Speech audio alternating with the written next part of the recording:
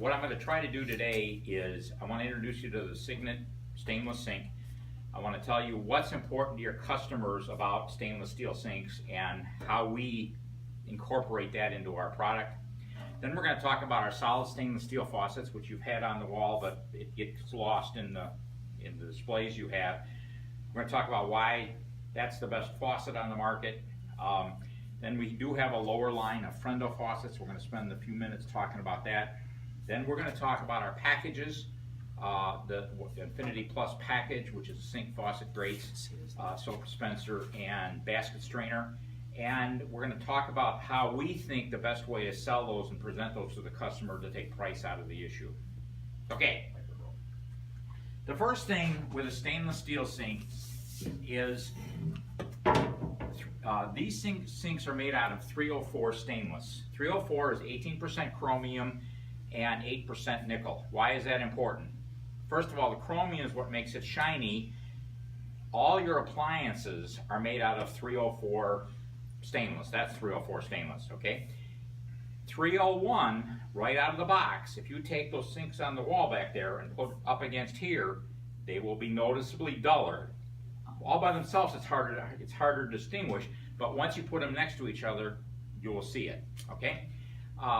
Years ago, I had a call from a friend of mine who was a Polish cleaning lady. That was the name of her company, and she called me up and says, I can't get this sink, the lady got a new sink and I can't get it clean. Can you come and help me, because I'm going to lose this account? We went out there and she showed me your sink, and it was a 301. She could not get it clean because it didn't match the appliances, which is why the issue came up. So 304. Now the other thing about 304 stainless is the 8% nickel. The nickel hardens the finish and makes it last longer. When your guys pull out the old drop-in sinks that can be kind of yellowish, brownish, nasty looking, that's because they're made out of 201 or 301 stainless. They age faster. You take a 10-year-old Cygnet stainless sink, you have to clean it. It's not self-cleaning. But if you keep it clean, it'll be as shiny 10 years from now as it is the day you put it in. So that's 304 is real important to your customer. The second thing is how it's made. These sinks are individually pressed and then welded together. We press this bowl, then this bowl. See the weld mark there? And you can't see it down the middle because it's painted, but it's welded. Okay. Now, when you press them individually, all four sides of the bowl are equal.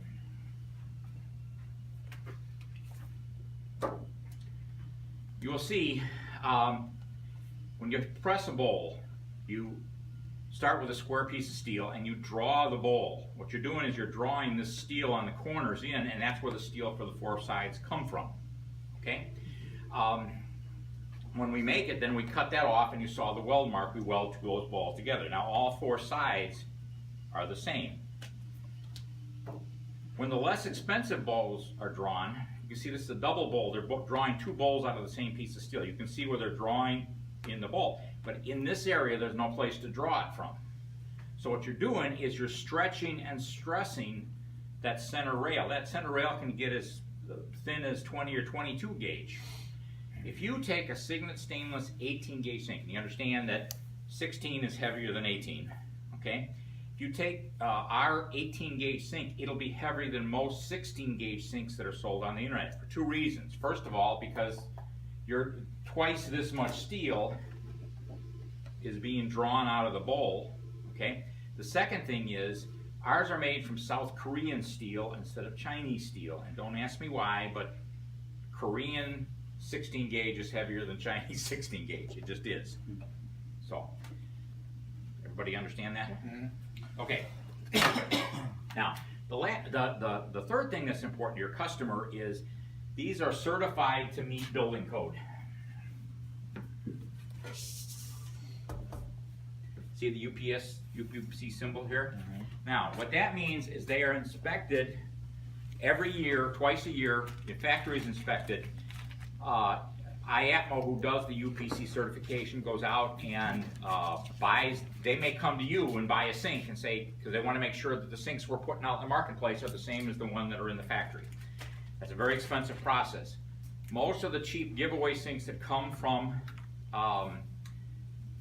granite wholesalers and things don't have certification. Back when the plumbing supply houses sold sinks, they were plumbers and they understood it, so they self-policed it.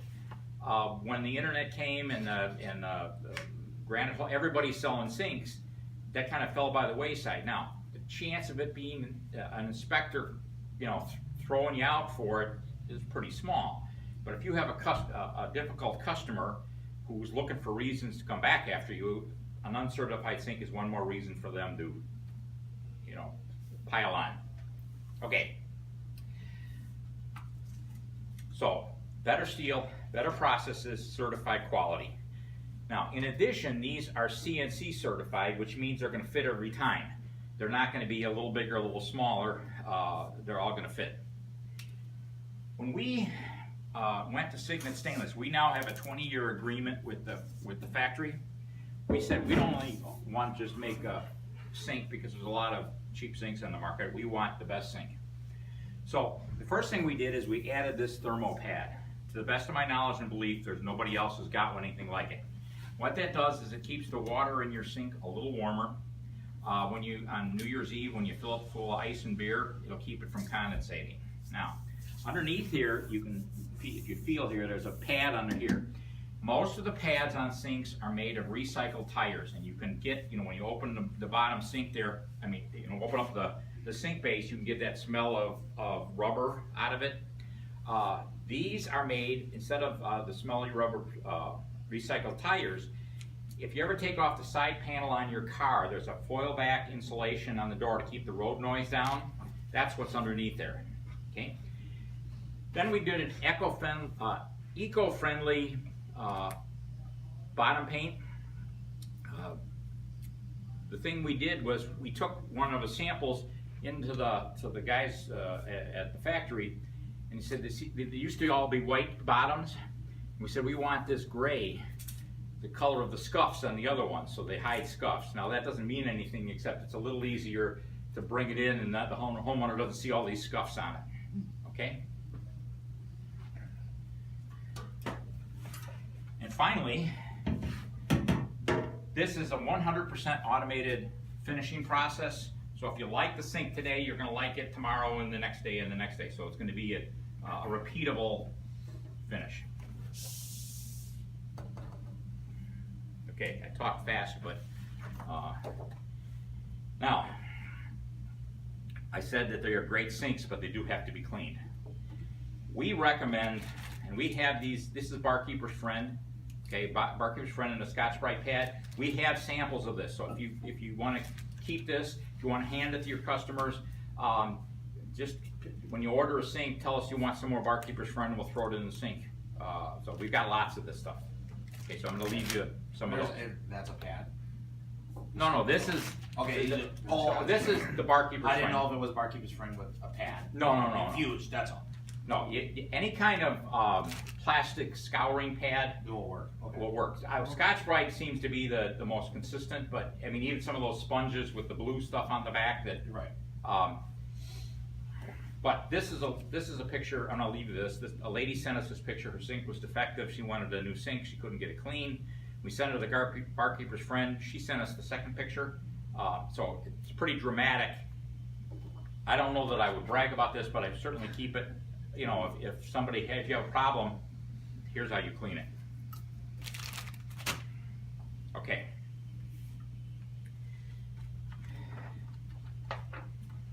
These are our 16 gauge sink sizes. Okay, these are all the sinks. These sinks are the sinks. I've got this big one, I should use it. These are the sinks that are part of our package that we're going to talk about in a few minutes. They're all 16 gauge. Again, they're heavier than other 16 gauges because the method we make it and because they're South Korean steel. We have all the same bowls except the big single in 18 gauge. Like I said, these 18 gauge are heavier than most 16 gauge that are sold on the internet. We do not make a big single in 18 gauge. The reason is people are using bigger and bigger garbage disposals, and you really need a 16 gauge. In the single bowl, you need a 16 gauge to hold it in place to keep it from being noisy and keep it from damaging the sink. I don't know, if you go to some of the big box stores, some of the sinks now that they're selling have noted on the side, rated for a 1/2 horsepower garbage disposal. Well, they're not bragging about how good it is, because what they're telling you is if you use a bigger one, it's going to damage the sink. So all these are good for garbage disposal, but the big single, that's why we don't make an 18 gauge. Okay, now the single bowls, we have 4 single bowls, bar bowls, whatever, that are 18 gauge only, because the biggest advantage of a 16 gauge is it's much quieter. You put one of these in with all the pads and everything in, run the water, it's going to be as quiet as a porcelain sink. Because the bar bowls are only single bowls, they're smaller, you don't get that issue, so they're all 18 gauge. We also have some lab bowls. Now, we recently changed factories.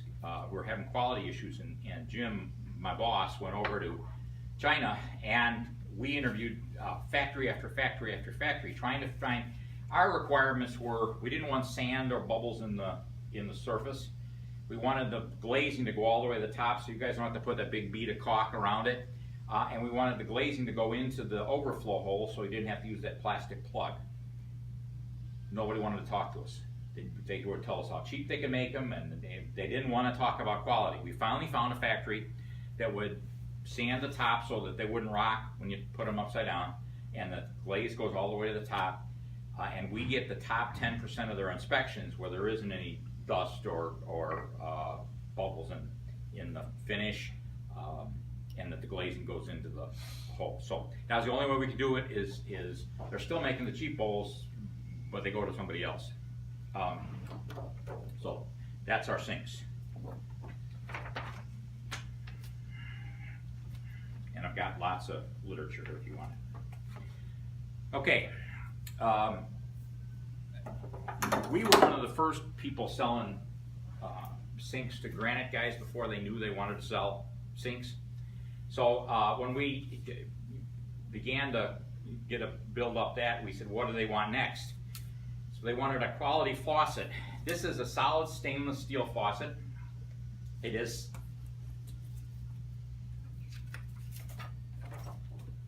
solid like your granite. It's not a plastic finish on some other substrate.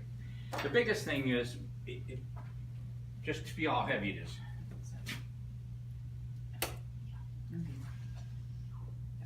It looks heavy.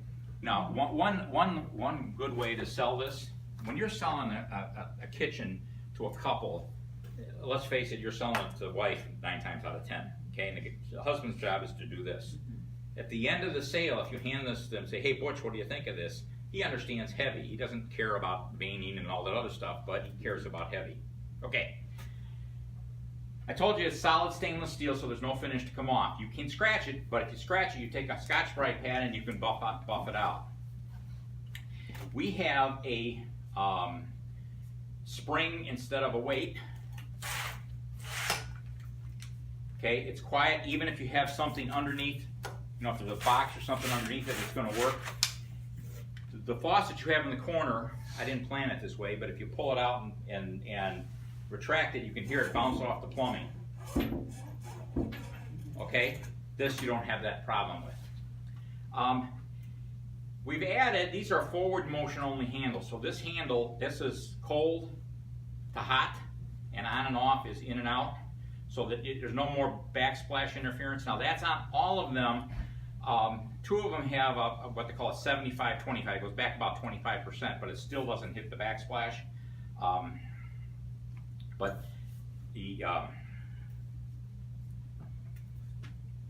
So we've eliminated the backsplash issues. Now we've also added a swivel hose. See how this, it's on a kind of ball joint, so it's a little easier to use and manipulate.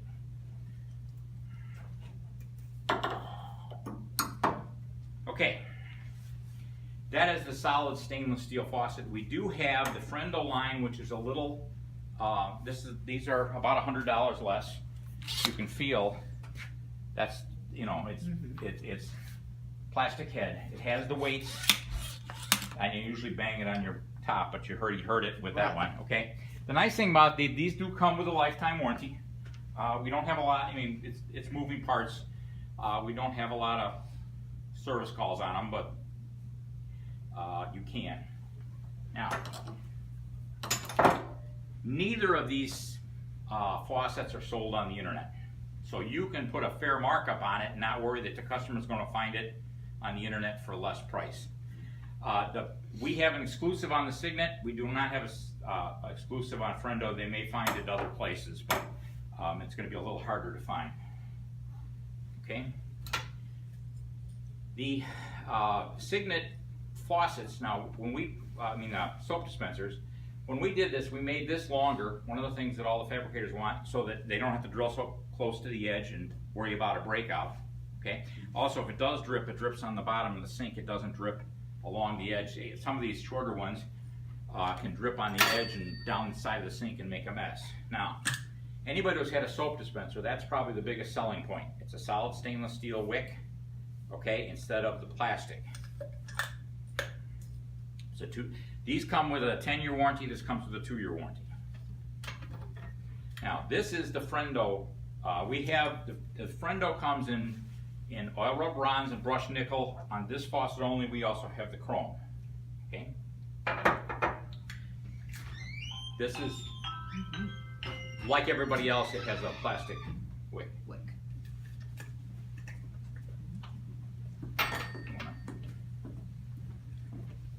Just tell it looks heavier. If I'm talking too fast, slow me down. Okay. We have our lab faucets. Well, let me go back to these. On the Cygnet faucets, we have these two and this gooseneck are the same height. They're just different styles. Now, we also have the Brentwood, which is a small version of the Lexington. It's exactly the same faucet except it's shorter. Okay. We also, this is coming. We don't have it yet. It's on the water coming to us right now. The Preston is a shorter version of the Richmond. Okay. So we'll have, and you're going to get one of these for your showroom when we get it. The Bristol, you have the older version of it with the older handle on it. I'm going to get you a new handle. I ran out of them, so we'll get you a new handle. You also have the Windsor on display. The Windsor we had for a long time. We didn't sell a lot of them because it didn't have a flow to spray button. We've added the flow to spray button on it. Now, I've added the new hose, and then I put the spring on your model that's in the showroom out there. So all of the faucets will have this spring, the spring and the swivel hose. I just don't have them to put on there yet. Okay, so that's, we also have 2-bar faucets and a reverse osmosis. If somebody has a well and has a reverse osmosis or a filter system. Now that filter faucet is not the system. It is just a cold water only faucet that is compatible with reverse osmosis or filter systems. Okay. And now all of the faucets come by default with this. Now you can order without the soap dispenser, but they come with this soap dispenser. The Hamilton comes with a little fancier soap dispenser. Okay. Which one does? Hamilton. Sorry. It comes with a soap dispenser that matches this one right here. Yeah. Okay. You have one on display back there. Yeah. We got both styles. Okay. Cool. Okay. Second part is you don't want to have any problems with them. Okay. If your customer has an issue with a faucet, you don't have a problem. I have a problem. Give them my, before I leave, I'll leave you my cell phone number and my, in every box, somewhere here, there's a card, a green card. There it is, it's orange. This card that's Jim Olson, that's my boss, that's his cell phone number. He will answer 7 days a week. If the customer is trying to install his own faucet, he'll talk him through it. If there is an issue, a drip, a leak, whatever, they call him, he will take care of it immediately. Now, the worst thing you can do is somebody calls up to you and says, hey, my faucet's leaking, and you try to diagnose it. you know, Jim and I are like the farmers guys, you know, we've seen it all. We've heard about every kind of description and everything called, all the different things, so we can, in a few minutes, figure out what they need and get the parts to them. Usually here in this area, almost always they'll have it the next day. I mean, if they call us before 5 o'clock, we usually get it out the same day, they'll have it the next day. When we send the parts, this is in the box, and it's also, it's in the faucet box, it also goes out with any parts. One side is all the installation videos, and the other side is all the maintenance videos. Okay, how to change a cartridge, how to change, you know, the cartridge is the thing beneath the handle that mixes the hot and cold, turns it on and off. That's how to change it, because those can get plugged with debris from the lines. There's only 3 things that go bad: the head hose and the cartridge. We just know how to diagnose it and make sure we get the right thing the first time. I talked about the UPC certification.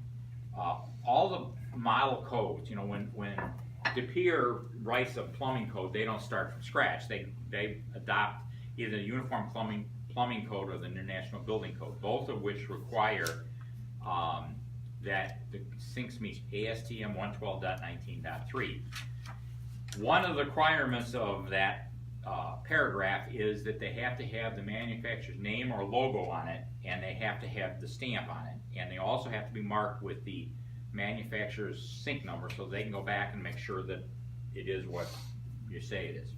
A lot of the sinks that don't have a logo, you know, first of all, you know, if the customer has a problem with it, who are they going to go to? They're going to come to you because there's no logo, they don't know who made the sink.